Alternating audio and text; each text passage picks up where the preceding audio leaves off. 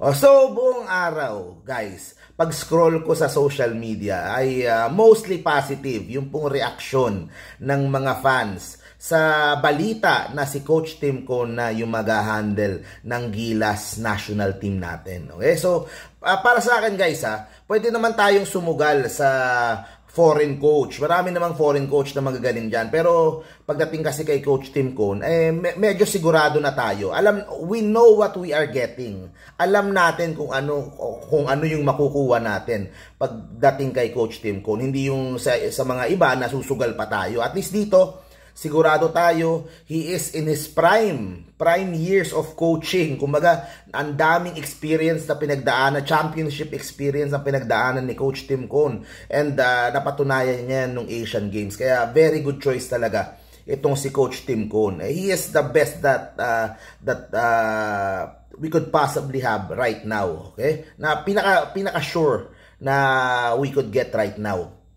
Ang tanong ng mga maraming fans daw at mostly syempre mga Ginebra fans ay paano niya pagsasabayin?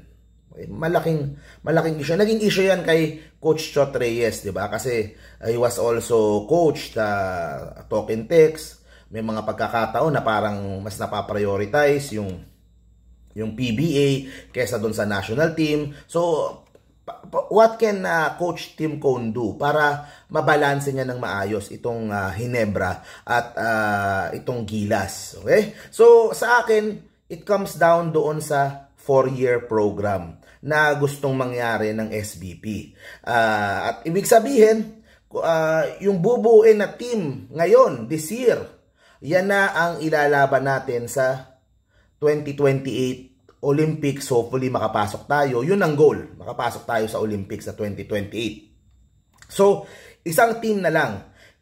Importante naman kasi talaga yung mahaba ang practice, yung mga kapag paiba-iba ka ng players. Kasi pag paiba-iba ka ng players, every window, iba player mo, every tournament, iba mga player mo, syempre naninibago yan sa isa't isa, walang chemistry. Pero kung 4 years magkakasama yung pong mga players na ililid ni Coach Tim Cone, hindi na ganon kahaba yung pong preparasyon para sa bawat window, para sa bawat tournament. Kasi 4 years na nga silang magkakasama-sama. So, nag-gel sila, nagkaka-chemistry sila, kumbaga gumagaling sila magkakasama, sabay-sabay.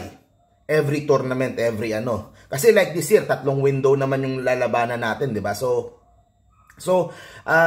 sa ganong sistema, I think mas mababalanse ni Coach Tim Cone yung pong Ginebra at Gilas kasi hindi ganon kalaki yung kakainin sa kanyang oras para i-training yung pong itong Gilas 12 na gagamitin na to dahil puro sila na wala nang palitan Yun yung general idea talaga, 'di ba? Na sila na talaga. Siguro may mga reserves o kaya yung naturalized, posibleng ganon, pero maganda nga kung isang team na. At iisa lang yung team nung goal nung team na yung sa 2028. By 2028 ay maging successful yung ating national team, di ba? At maganda makapag-commit na sila for 4 years. Kasi malaking karangalan at malaking responsibilidad din yung makasama dito sa Gilas national team.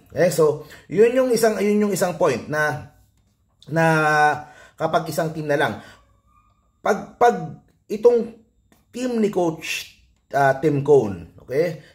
This will probably include PBA players and Japan players, B-League players, diba? Kasi some of our best ay naglalaro doon, diba?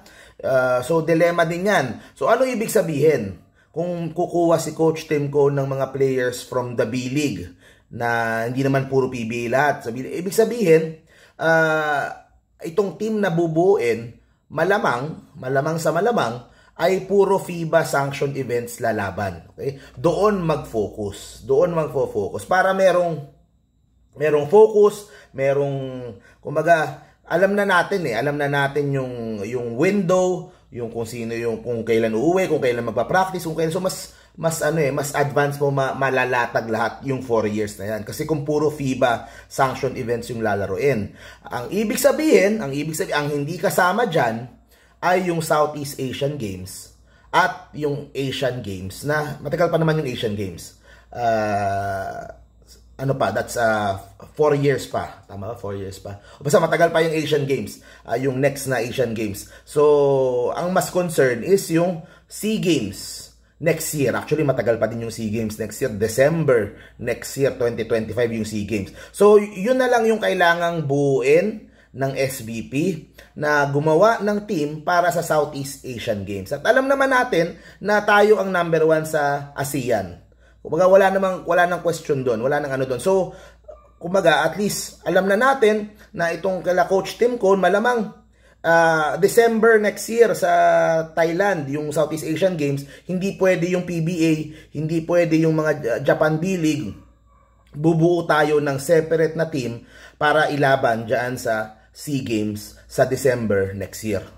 Okay? At tingin ko, kahit naman yung mga collegiate players natin, kahit yung mga ibang players, kayang-kayang manalo dyan sa SEA Games. Kasi, ganyan tayo ka-advanced sa basketball kumpara sa mga kapitbahay natin dito sa Southeast Asia. Kailangan lang, syempre, siguraduhin natin yung mga naturalized natin maayos. Hindi tayo lugi sa naturalized. Hindi katulad nung nangyari nung last SEA Games, di ba? Yun na lang. Pero yun nga, mahaba yung preparasyon. So, makakapag-focus sila Coach Tim Cone doon sa FIBA sanctioned events. At itong 12 na to, yan na lang ang tututukan and to make sure na yung sa skills, yung sa development, and of course, syempre, need to make sure din na as much as possible, walang injury. So at least matututukan at mabibigyan ng ano. At by the time na malapit na yung mga next na tournament, pwede na magsama-sama at makapag-practice bago sumalang doon po sa mga tournament. So sa akin, that is how na mababalanse ni Coach Tim Cone ang Ginebra at ang Gilas. If you use the same players for the next 4 years, almost the same players for the next 4 years, you need lesser time para po mag-practice kasi 4 years na kayo magkasama. Sigurado, yung chemistry nyo nun ay mas gaganda na. So, yan. Yun po ang aking opinion tungkol dito. And hopefully nga po ay makumpirma ng SBP. Ito pong magandang balitang ito. At si Coach Tim Cone, to be kumaga siya na yung formal na i-anunsyo na Gilas head coach. Bukas, game ng Ginebra laban sa Northport. Kung manalo ang Ginebra, may press con after, matatanong si Coach Tim Cone, abangan natin bukas. Okay? So thank you very much po. See you po sa next video po natin mga Gilas. Good night. Let's go Gilas. Bye-bye.